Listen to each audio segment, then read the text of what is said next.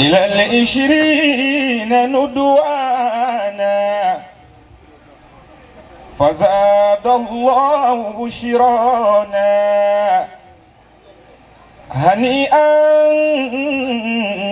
شيخ عين رضا وهل الأمام إن شاء الله. أعوذ بالله من الشيطان الرجيم. بسم الله الرحمن الرحيم. الحمد لله الذي أنزل على عبده الكتاب ولم يجعل له عوجا قيما لينذر بأسا شديدا من لدنه ويبشر المؤمنين الذين يعملون الصالحات أن لهم أجرا حسنا ماكثين فيه أبدا ماكثين فيه أبدا وينذر الذين قالوا اتخذ الله ولدا ما لهم به من علم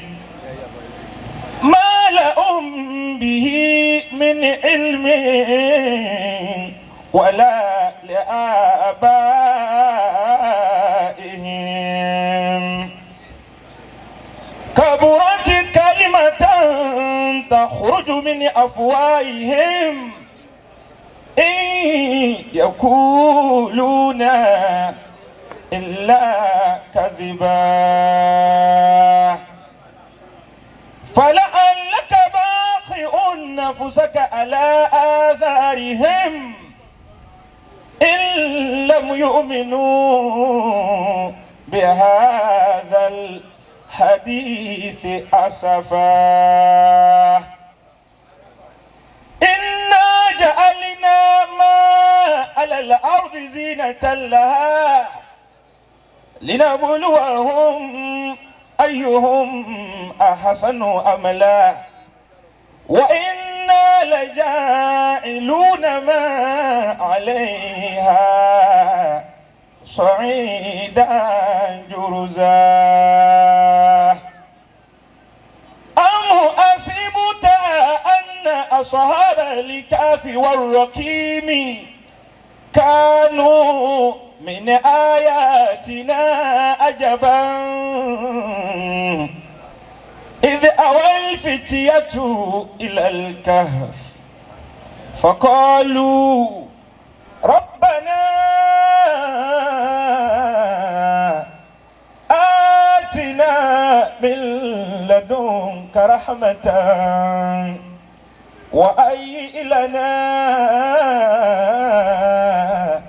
من أمرنا رشدا ربنا آتنا من لدنك رحمة وهيئ لنا من أمرنا رشدا ربنا آتنا من لدنك رحمة وهيئ لنا من أمرنا رشدا يا موسى إني اصطفيتك على الناس برسالاتي وبكلامي وخذ ما آتيتك وكن من الشاكرين صدق الله العظيم. الله أكبر. bàbá ń bẹ lọrin tá bá parí Kùránì báyìí tá bá ka délé tán sókè báyìí àwọn apariwo lẹ́kọ̀ọ́ pé Allahu Akbar. àtúwá di kókò báyìí. àbọ̀kẹ́ báyìí lẹ́yìn máa ń ṣe lẹ́kọ̀ọ́ lẹ́ẹ̀kan náà gbọ́dọ̀ tóbi lẹ́ẹ̀kan náà. Allahu Akbar. bàbá oníyanjú Ruhul Quran. gbogbo ẹgbẹ́ náà máa bù lẹ́nu ẹ̀dá kó ló bá ní bisimilayi qul huwa Allah. Bismillahir Rahmanir Rahim. Qul huwallahu ahad. Allahu samad. Lam yalid wa lam yulad wa lam yakun lahu kufuwan. wọ́n láti bá gà bá wà lájí àgbà tọrọ àbá oníyanjú tọwọ́ aṣọ tó dé ara bàbá wa yìí nà nìdọ́ bàbá àbẹ́jì ohun yìí ò ní kọlu gi Superman. ẹ̀dá kẹsàn-án mi jẹ́ mọ́ ẹ̀ dáadáa. Àmín. níbi tí wọ́n parí Kùránì sí Tó máa dá náà ni. òun láti gbọ́ wáyé Kùránì ẹ̀yin tẹ́ ẹ̀ ń gbé ẹ̀dá kẹfà súnmọ́ yà yín Fún polybagi. kí kálukú náà wá gbìyànjú Níbo díẹ̀. wọ́n náà máa dàníyàn ẹ̀rí máa dàníyàn gbogbo kùdìẹ̀kùdìẹ̀ tiẹ̀ náà wọ́n lọ́ mọ́tò bá yanjú ẹ̀ Àmín. lẹ́ẹ̀kan náà wáyé Kùránì kí a máa mú wálé kan náà owó Al-Kùránì kí a máa mú wálé kan náà. والنجم إذا هوى والنجم إذا هو القرآن هو الحديث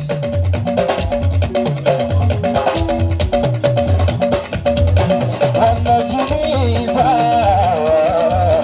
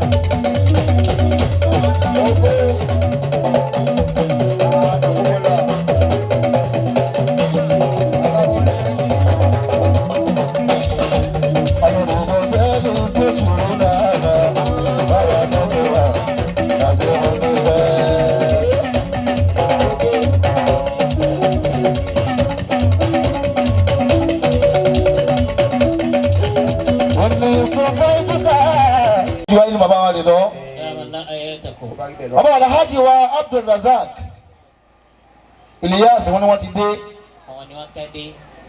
alákùnrin tí wọn bá wà kí wọn fara hàn lé Allahu Akbar. ẹ dákun àwọn ọjà ibi tí wọn ẹgbẹ́ náà tóbi jẹ̀mọ́ Allahu Akbar. ọlọ́ba ń sẹ́yìn pẹ̀lẹ́pẹ̀lẹ́ Àmín. oríire tè ní tẹ́fẹ́ gbà lọ́dọ̀ àwọn ayélujára ìdán ọlọ́run kò bá yín kalẹ́ bẹ́ẹ̀ Àmín. Àmín. ẹ sábẹ́ jẹ́mọ́ fún wọn dáadáa Àmín.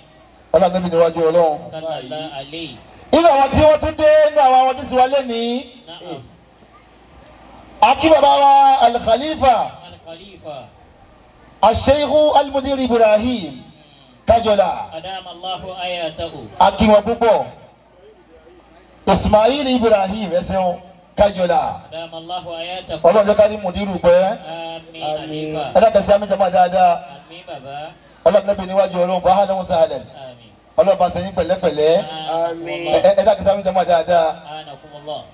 ọlọ́run níbi níwájú ọlọ́run. Sallallahu alayhi. wọ́n kí àbáwá sún kọ́míkọ́mí àwọn náà ń kí wọn. Àwọn náà kí bàbá.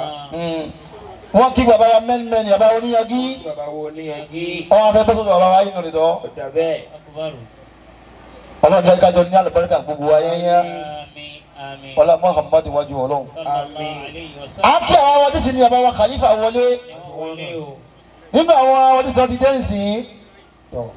Alhaji wa Muhammad Lukman Ọlátúnjí Olúṣẹ́gun Bọ̀ni. ibi tí báwa ìdáka fara hàn ẹgbẹ́ lọ́n tóbi Allahu Akbar. inú àwọn àwọn ọdí wa lónìí ní Adúpẹ́. ọlọ́run sẹ́yìn pẹ̀lẹ́pẹ̀lẹ́ Àmín. ọlá níbi wájú ọlọ́run. Àmín. inú àwọn ọdún sí bẹ́ẹ̀ náà tí wọ́n ti dé nísìnyí Sálẹ̀ bá wọn tiẹ̀. bàbá wa Fadilatu Sheikh Sálẹ̀ bá wọn tiẹ̀. ẹ̀dá kẹta gbọ́dọ̀ tóbi dáadáa Allahu Akbar.